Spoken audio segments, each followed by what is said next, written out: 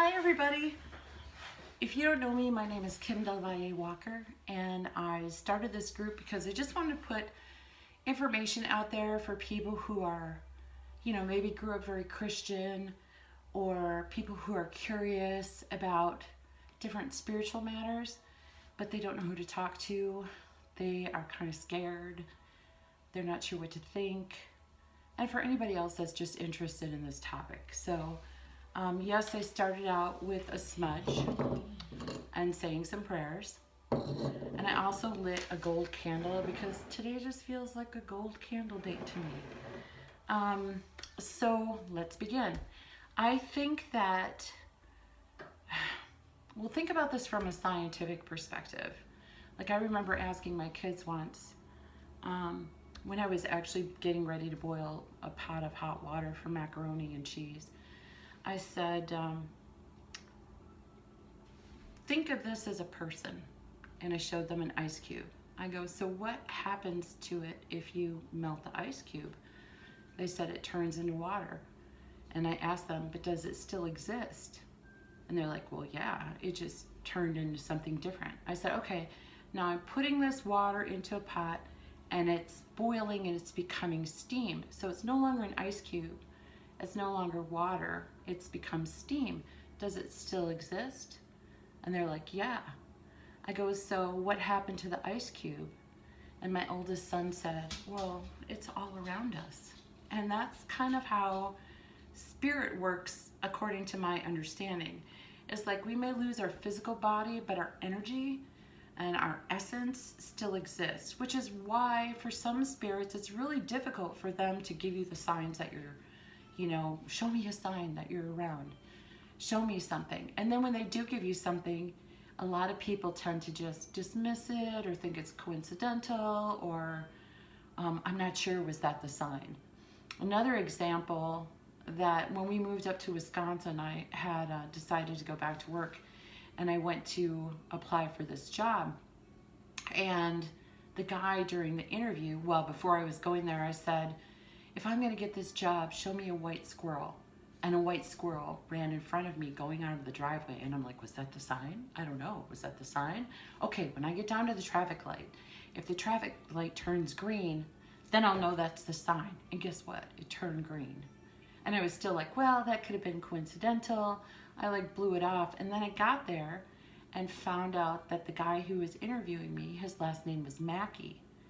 And just the day before, I had found one of my Chicago Blackhawks autograph pictures of Chico Mackey. And I thought, oh, wow, okay. Is that a sign? Yes. All of those things were signs.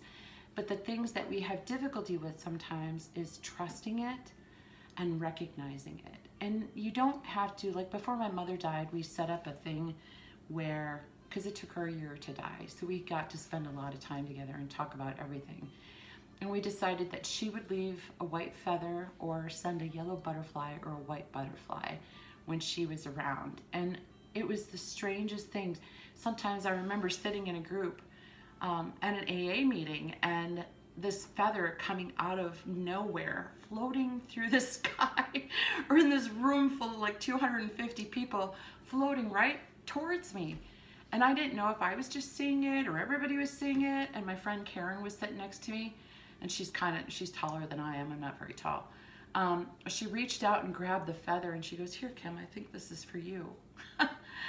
And I had that happen at another time as well. So it's kind of like, yes, I got to make that decision prior to my mom actually leaving her physical body.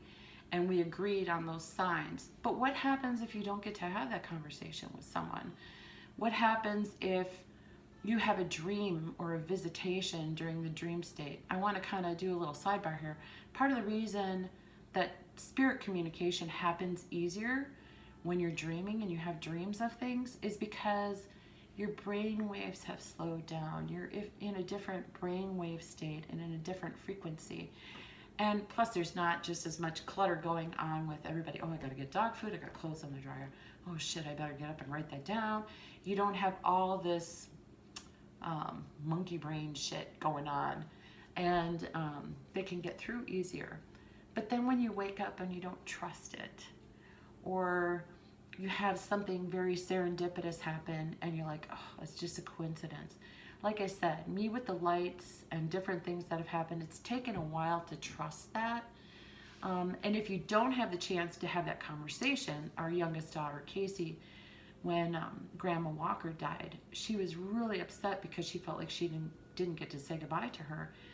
And I suggested that she go up in her room and talk to her, close her eyes, do some breathing, do some relaxing, and say, Grandma, I would like this to be my sign. I said, make it something obvious, but something out of the ordinary, which is kind of hard to come up with sometime. And, you know, I left her at that and she felt better, but she never told me what the sign was.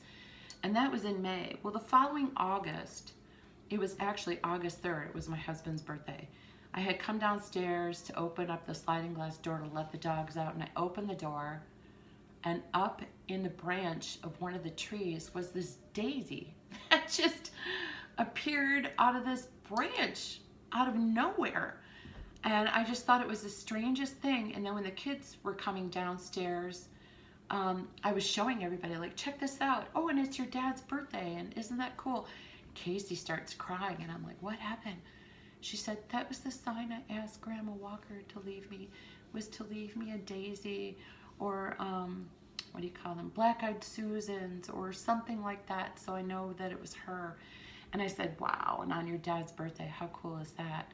Flash forward years later, and it was her wedding day in 2015, and we were walking outside into a courtyard area at the condo that she lived in at the time, and lo and behold, looked up in this tree, and there was another daisy in the tree.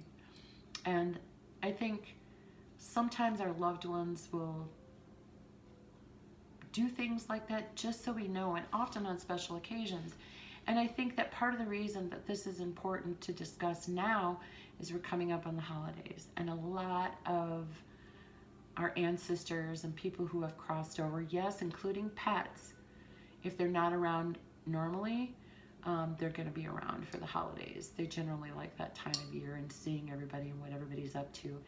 But my understanding of this, and I have no way to prove it, is that as soon as we think of them, they're pretty much there, unless they're busy doing something else, but they'll come back again.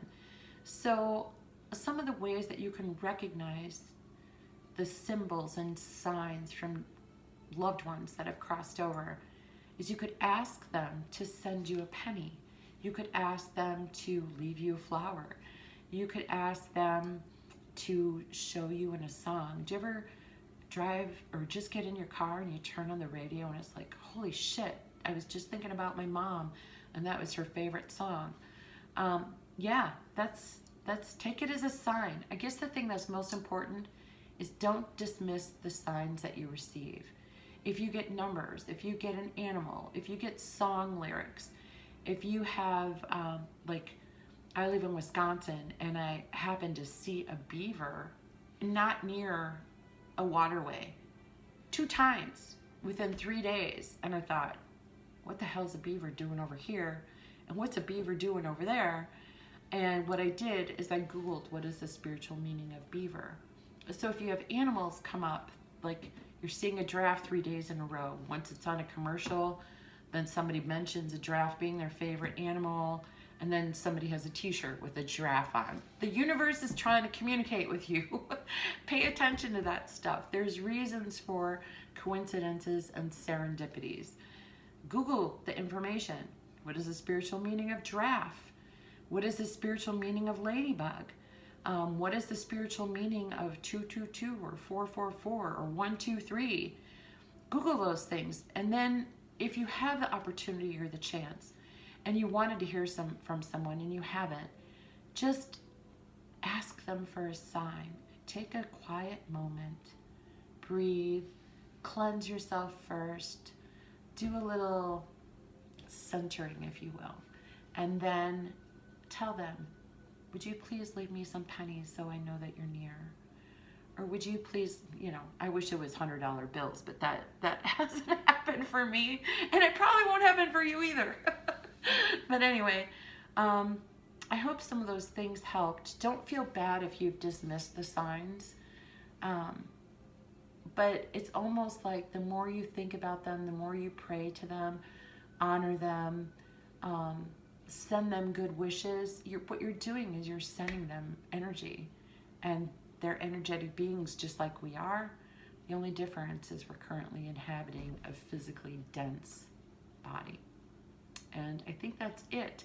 So if you have any questions or anything, please post them in the comments. I'll try to answer them to the best of my ability. And I hope you found this helpful. Thank you so much. And those of you celebrating Thanksgiving, have a wonderful Thanksgiving, and I will see you again soon. Thank you so much for being here. Bye.